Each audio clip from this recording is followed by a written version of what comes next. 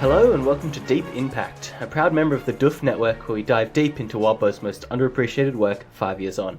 Coming up next is Elliot Diebold. And that was Reuben Morehouse. Wait. Hold on, Elliot. Does something sound different to you about that? Yeah, well, I think if we have any keen listeners out there, they may have noticed that we've changed the intro because Deep Impact is now part of the Doof Network. Yeah, wow. So some people might have already seen that announcement, but for those of you who don't know what that means, Deep Impact has joined a podcasting network that Elliot and I have been listeners of for a long time. What, like 3 years now, Elliot? Yeah, maybe. Maybe 2 years, something like that. Yeah, so we're pretty excited to be joining the Doof crew. Now, what does this mean for our listeners, Elliot? Geez, you put me on the spot here. I don't know. Not much was the answer I was expecting. I couldn't think of anything. Well, basically what it means is that Elliot and myself are more supported to make this show and to keep bringing the show that we really enjoy making to the people who enjoy listening to it. What it also means is that we're going to be talking about some other shows that we really like every so often and encouraging people to check them out as well. It basically means we're going to be Deep Impact is going to be growing, hopefully. So, we're excited to see that. Yeah, definitely. Any other stuff? Any other announcements? Any other big news, Elliot? Nothing that I can think of. Well, I have one piece of big news, which is Mrs. Lewis helps Blake and Rose deliver this letter finally in this chapter. This letter that we've been hearing about for so long finally gets delivered. People keep telling me Pact has, too intense pacing, but it's taken three chapters to deliver a letter, so I don't know what they're on about. Yeah, it's a real indictment of the U.S. Postal Service here. Obviously we were left in Damages 2.5 with Mrs. Lewis and Blake and Rose heading to finally deliver this letter, and we get it. Oh, what a setup and payoff. The cliffhanger has been resolved. People have been asking, will they, won't they deliver that letter? And they do. Yeah. So let's talk about it. Let's dive into it a bit more. So, basically, Mrs. Lewis points them to a library as the method of delivery, which is an interesting decision. Basically to try and be more dramatic, right? And so she sort of gives this whole speech about how, again, and this is sort of what we've been learning about for the last two chapters, delivering it in a dramatic fashion kind of adds up how much the spirits are going to help things along. Which I'm assuming is something that's unique to practitioners, and the Pact universe isn't just full of like overly dramatic people getting their way, but it hasn't really been stated. Magicians and people who work in theatre in the Pact universe are much more likely to be successful just because the spirits are really into it. But I love the way they sort of go about this. Like they address the letter for like, RCMP eyes only, like contains details of Molly Walker's murder. Secret, very important. Yes. It gives this like, because I know Blake and Rose are still new to it, but there's a sense like practicing is so serious and everything matters so much. And they're just kind of like, they feel like high school drama students where they're just trying to like make it as dramatic as possible. It's like burning the edges of a map and dipping it in coffee to stain it. It feels like the equivalent of like, ooh, I'm going to make a treasure map and make it really realistic. It's very fun. It's great. And then there's also this bit where Blake can't get seen on security cameras because that would make it less of like a, mystery. It would just turn it into like, the cousin of the girl who died trying to set up the chief of police.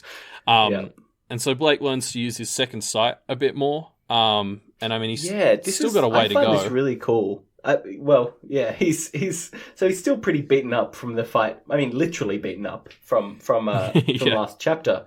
And so you get the sense that he kind of really pushes it to be able to use his powered up second sight here, but he eventually does learn how to do it, and he learns to see a lot more. He can see like where the security cameras are seeing. He can see where people walk the most from day to day by the kind of after images of their path, stuff like that. Yeah, which is a sort of a crazy new development. Like it's sort of when we had this sense of like when he stopped focusing on specific types of spirits, I guess, and opened himself up just to sort of the mess of them. Like Yeah. I sort of got that development as a way of like just showing you there's so much, and if you just sort of blur your eyes a bit, you can see even more.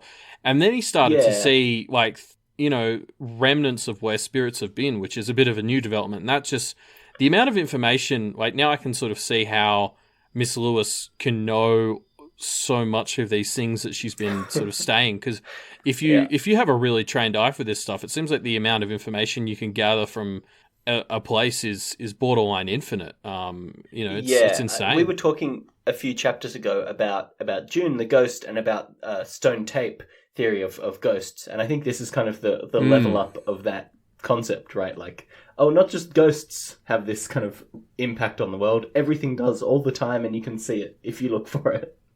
Yeah, totally.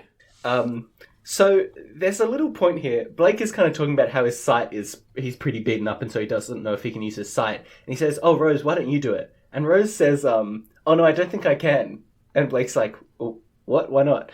And Rose says something to the effect of, "Oh, when I thought I was seeing spirits, I actually think I was seeing something else, so I can't really do that." And she doesn't really want to explain any further than that. Blake pretty much explicitly says, "You're gonna have to give me more than that," and she's like, "I'll do it later."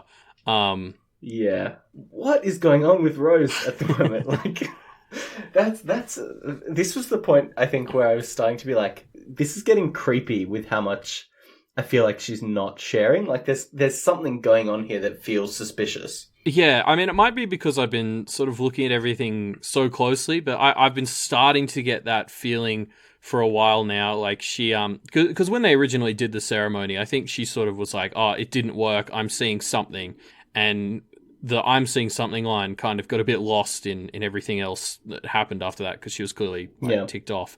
But there's just been more and more little hints that Rose isn't or hasn't been completely honest. There's something she's been omitting, at least as far back as when she awakened. Now, I'm going to put you on the spot here, Elliot. What do you think she's leaving out? You got to call it. Call the shot. I mean, I definitely think part of it, I don't know if this relates to her vision. I think that the lawyers told her more the first night that she woke up and came to find Blake than she's let on. I think that there's been some secret she's been holding on to since they first interacted that I think has to do with presumably there's something set up to have her replace Blake, because I've noticed she seems her most depressed when Blake is being really kind to her. You think she's feeling guilty? Yeah, I wonder if there's a little bit of guilt associated with the fact that she thinks maybe she's meant to replace him. And so she doesn't like it when he's actually a decent human being. Interesting. Well, we'll add that to the speculations list. Despite Rose's deceptions, she is good at bullshitting. She's good at making little speeches. They drop off a letter in the kind of book return slot at the library, and Rose gives a little speech just to kind of help it along its way, make it a bit more dramatic. Again, just hitting that note of Rose really kind of getting the wordplay stuff and really being a natural at it. Yeah, I do think, and Maggie sort of points this out later in the chapter, but there's very much this sense of like, when Rose has been told to play up the drama, she seems to have gone very much towards like Victorian England type like speaking. Like this speech she drops off is very somebody trying to speak as eloquently as they can, and so they're going to like Victorian era England. Yeah, it makes me, and it's great. It reminds me of being in English class in high school, and you just kind of have to make stuff up at that point to do your literary analysis. Now, hopefully, we've gone past that point now, but it does seem that that's basically what Rose is doing here. Just like, bullshit. Oh yeah, Victorian era English. We'll make it sound fancy. Okay, there we go. But I mean, it definitely, it did sound pretty good, and I guess we'll see if it worked. But she's good at it. So they finally dropped off the letter. Got there, and they basically start to head home, and Blake is trying to get more info out of Mrs. Lewis. And so at this point, Mrs. Lewis basically says, I've been helping you out of the goodness of my heart, but if you want more information, I'm here as an employee, so you'll have to pay me. Basically, it'll cost you a minute. Yeah, and what's so funny about this is so she sets up this thing where she'll give them hints or just say random bits of information, and if they piece things together, then like, great. But if they explicitly want it, then she'll have to charge them. Which is similar to what Johannes said a few times ago. This is exactly what Johannes did. Johannes did about an arc ago, and it was so much creepier when he did it. Whereas there's just something about Miss Lewis that I just instinctively trust, even though I know I shouldn't. And I love this line. Going back to the Rose thing a bit, I love this line where she's Blake is just sort of going on. He's like, "I'm so tired right now. Is this the Vestige thing?" And she just smiles at him. He's like, "The Vestige thing." Yeah. It's such a troll answer. Yeah, a real non-answer. A real yes, that's what you're saying. That's correct. And not actually hinting at the wild amount of information behind the answer there. Yeah, it really feels like it's another tick, I think, in the box of there's something she knows about Rose that she's not saying thing, because it just feels so like, oh yeah, if that's what we're calling it, sure. So they kind of start talking more about vestiges after this, and Mrs. Lewis thinks, she says, rather than just talk about this, I'm going to show you. And she leads them to the North End, and we basically get this confirmation that the North End has been turned into one big vestige, where there's basically copies of people that live there in the real world as vestiges that others can go to basically just hunt down people 24/7, or people in air quotes. Yeah. Yeah, the copies of people. So, and I'm a little unclear on some of the specifics, because it kind of sounds like as they moved there, they were just naturally gravitating towards the vestige version, which I assume is something that only applies to, practitioners, and so the normal people don't even realize what's going on. But it's funny because it really gets to Rose. Like, she's like, oh, that's awful that they're killing these copies of people. Yeah. Obviously because she is, a vestige of a person. Yeah. But I couldn't help but relate it back to what she was saying about June, 2 chapters ago, where it's just like, no, that's just some remnant, forget about it. She clearly seems to have drawn, from her perspective, this line in the sand about when a copy matters and when it doesn't. No, that's just a copy of a person. They don't matter. But I'm a copy of a person, so I matter. It's very, she's definitely got a very vague line. Yeah, I mean, I guess I can see where she's drawn the line, but I just think it's funny given her situation that she managed to draw it right there. It seems quite a bit self-serving where she's placed it. So we get, Mrs. Lewis brought them here to basically give them a hint to some answer, but she doesn't tell them the answer. So it is a bit open to interpretation. Rose kind of thinks that what Mrs. Lewis is trying to say is that within domains, there's an ability to kind of break or bend the rules. And so maybe that can be used to break or bend the rules for vestiges, right? Yeah, that's sort of the takeaway I think we sort of get to, is we've heard that you can alter the rules a bit in your domain. So essentially, the idea here would be if Blake claims a domain, he can bring Rose out of the mirrors inside of it or something. Yeah, or, change her limitations, make her not sap power from him, or make her not, expire and get ruined. Yeah. Yeah, there's a lot of unknowns, but that the message basically seemed to be get a domain. Get a domain, get a domain. Do it. or really get anything. They head back to the house, and Mrs. Lewis basically says to them, you guys need to get a familiar, an implement, or a domain in the next month. Full stop. Yeah. And I mean, this point is kind of constantly punctuated by Blake basically being on the verge of passing out as this whole conversation's going on. And it's like, you need an alternate source of power. You can't keep ending up like this. And I like this bit. So they've got the hair from the fairy. And she also explains a bit about how that works. They can use the glamour power to, try and get some sort of effect out of it. I have no idea what effect they could possibly go for with a piece of hair based on the examples she gives, but I'll be interested to see if they do something with it. I like that. Blake kind of comes away with the thought of, what is a hair naturally good at? And there's not really an answer to that question. Yeah, maybe like a disguisey wig type angle. I don't know. But it's great because then there's this thing where it's if you had glamoured earrings that give you increased hearing, you seem to get some kind of bad karma for doing that, where eventually the universe will hit you back by making you like deaf or something. I'm assuming this only applies to glamored items. Like, if they use June in the hatchet to freeze someone, Blake's hand isn't going to burn off an arc later. I'm assuming. I get the sense that it's more with the hair. Like, hey, if they use, or let's use the earring example because it is a good one. You have this earring that gives you better hearing. You need to take care of that earring, right? If you fail, whatever spirits care about that earring will have the backlash of, well, now you get the kind of ironic Alanis Morissette punishment version of that benefit, which is now you lose your hearing, right? Okay. Yeah. Okay. So that's slightly different to how I understood it, but that makes sense.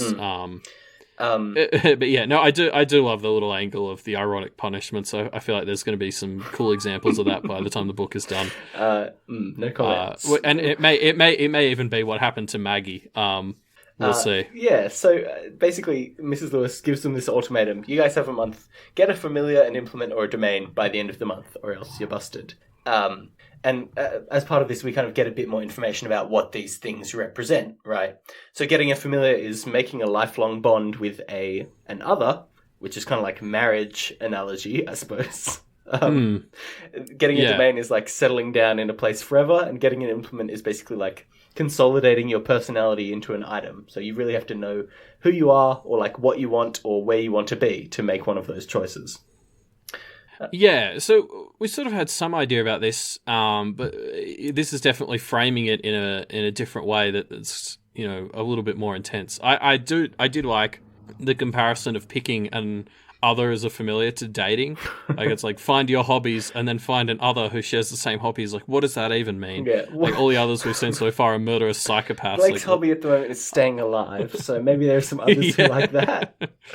And Mrs. Lewis really hammers home the importance of this by saying to Blake, barring exceptional circumstances, you are going to die soon. Like, no joke, straight up, look at me, you're gonna die. Well, yeah, and I like this because it's right after Blake sort of says, I want to be careful picking a familiar if it's like as important as marriage. And, I don't want someone like the barber. And she just sort of responds, I mean, honestly, I don't know if you have to worry that much about a lifelong bond because I don't think you have that much life left to live anyway. Yeah. Like, which is a bit of a, it hits Blake pretty hard, as it should. I guess this is the right time to talk about this. Mrs. Lewis has basically been saying, hey, I'm here to endear myself to you. And then she drops this on Blake. She drops, you're gonna die.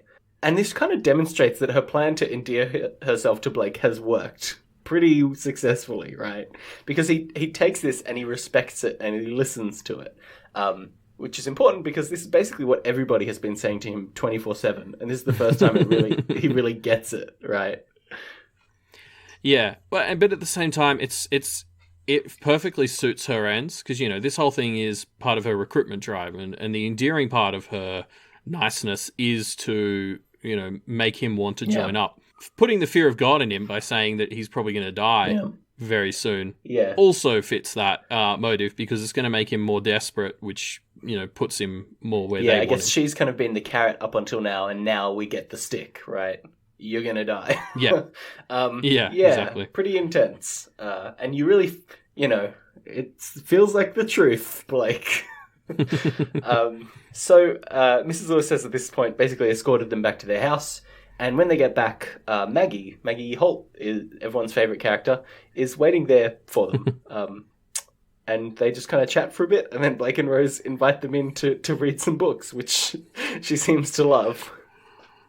Yeah, it's like a cute little practitioner play date. It's a great little, like, Maggie just seems so fun, and I think part of that, like, the not being lewd thing just makes her seem so kind of innocent, which I have a feeling is probably not right. But the bit where she's like, "Who are you?" to Miss Lewis, and Miss Lewis is like, "I'm one of the late Rose Thorburns associates," and Maggie's like, "Oh, golly." She kind of reaches for something, doesn't find it, and has to settle for golly instead, which is fun. It's hilarious, and she's just like, I love like an underdog story, and Maggie just seems like this little innocent underdog who's kind of trying her best, but has no resources and a perfect ally for Blake. And I don't know if that's actually going to hold up, but I'm excited to see more of a next chapter, presumably. Yeah. So yeah, that's how the chapter ends, with Maggie going inside to read some books. Well, she said she can only be there for 20 minutes, which is really good because, like, Blake needs to go to bed. Like, I don't really know what he was thinking. Like, Rose was like, come back later. And I was thinking, yeah, that's the right call. And Blake was like, no, come in now. He's just been told he's going to die. He needs to do something, Elliot. Yeah, he's trying to be proactive, I guess, which is classic Blake. But that's the end of Damages 2.6. So what did you think overall about this chapter, Elliot? Yeah, I mean, I liked it. This sort of felt like an in-the-middle chapter. Like, we had the action last time, and then this was sort of the wind down. Like, we actually deliver the letter, and sort of as we're winding down, we got a lot of new information dumped on us. So it was very much a chapter of, like, filling in some more gaps, still getting them in riddles. Hopefully at some point we'll get information I fully understand in this story.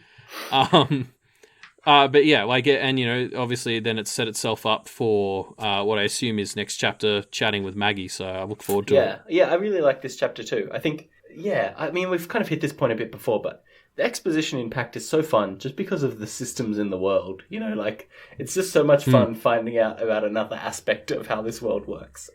And Mrs. Lewis really is a very endearing character, despite the fact that she's very clearly quite, evil. No, I definitely feel like I imagine Blake does, where it's just, I can't help but be like, oh yeah, Miss Lewis is great, we can trust her, but also I know objectively that he totally should not trust her. Like, that has been made explicitly clear, even by her. Exactly. Like, you can't help but do it anyway. Yeah, which is a testament to how well her plan to endear herself has worked in this situation. Yeah.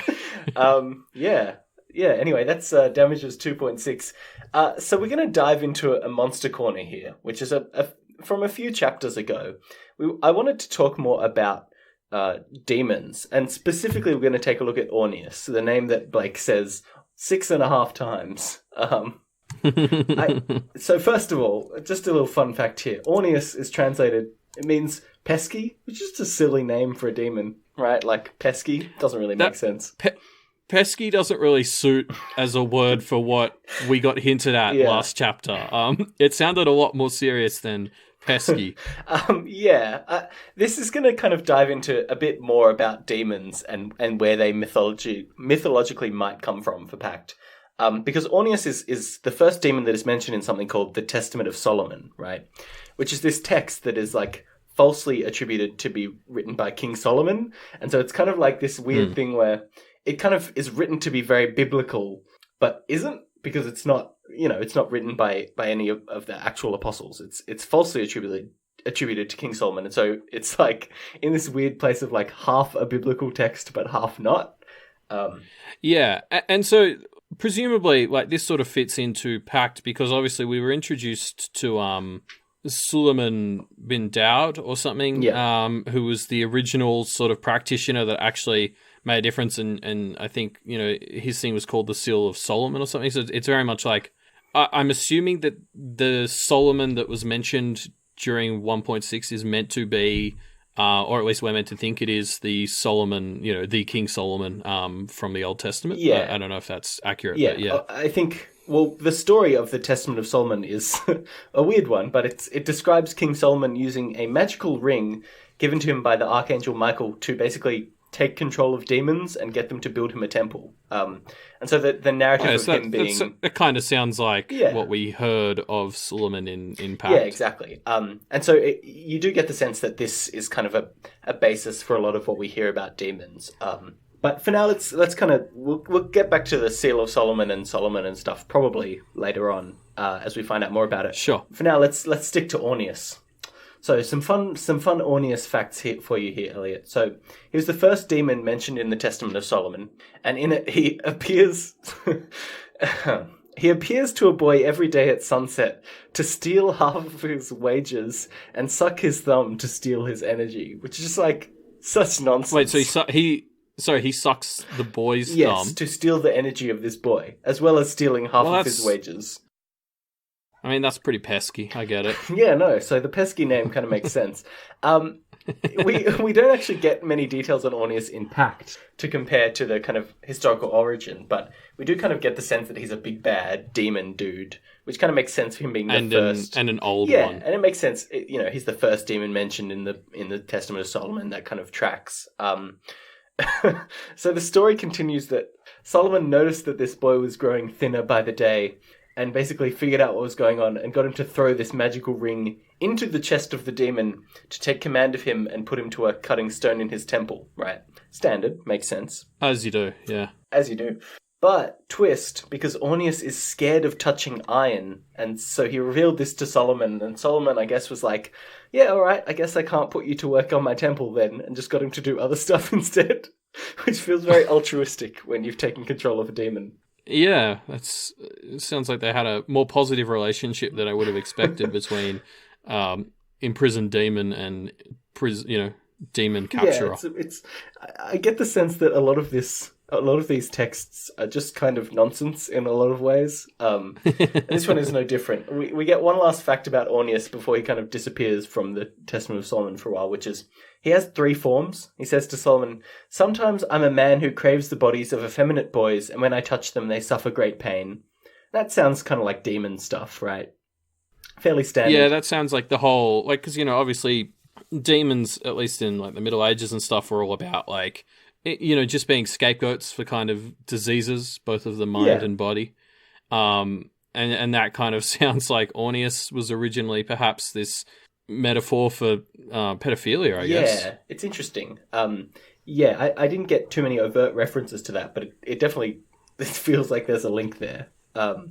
Anyway, Orneus says to Solomon, his second form, "Sometimes I become a creature with wings, flying up to the heavenly regions." Okay. Demon has wings. Makes sense. It's pretty powerful. And then we get to the third form here, where he just says, "Finally, I assume the appearance of a lion." And that's all he says about it. Bit of a weird, final form there. It's just he turns into a lion sometimes. Yeah, that wasn't the best one to end on. He should have... Yeah, he hasn't heard of the concept of a shit sandwich, I suppose. But yeah, I thought it would be fun to just dive into a bit of Orneus, and maybe if we see him again, we'll kind of have some context on what kind of things he might turn into. Lions, mainly. Yeah. Cool. Well, that's the end of Deep Impact for another few days. And I guess this is the point where we should point out that this is the first time that we're going to be having a bonus chapter. The next episode is actually coming out in 2 days here, which will be Damages 2.x, the first bonus interlude. Oh, it's an interlude. Cool. And so that'll be on Wednesday the 6th. So, just 2 days after this episode comes out. For those of you who aren't familiar with the bonus interludes, they're basically like a reward for people if they back Wildbow, who writes the stories. If they back him enough, then he'll do bonus chapters. So that means an additional chapter to the 2 that are normally released every week. Yes, which will mean every time that happened for Pact, we'll be doing an additional episode that week. Yep, so we got... And if you want to donate to Wildbow to make sure he keeps doing bonus chapters, or, even just the regular chapters... you can head on over to patreon.com/wildbow and, donate there. We talked about joining the Duff Network earlier in the episode, and that means that there'll be a new place to check out where you can find our shows if you want to kind of get in contact and stuff with us. And that is the Duff Media website, which is just duffmedia.com. So there you'll find things like the Duff Patreon, which is also at patreon.com/duffmedia, as well as all the other great shows that are a part of the Duff Network. Specifically, if you listen to our other show, Media MD, you might have heard us talk about Sense8 a while back. The directors of Sense8, the Wachowskis, are being the subject of a series of shows by the Duffcast, a Duff Media show. They've just released the episode on Cloud Atlas, which is a very fun and funny movie. So I greatly recommend you go check out the Duffcast episode on that.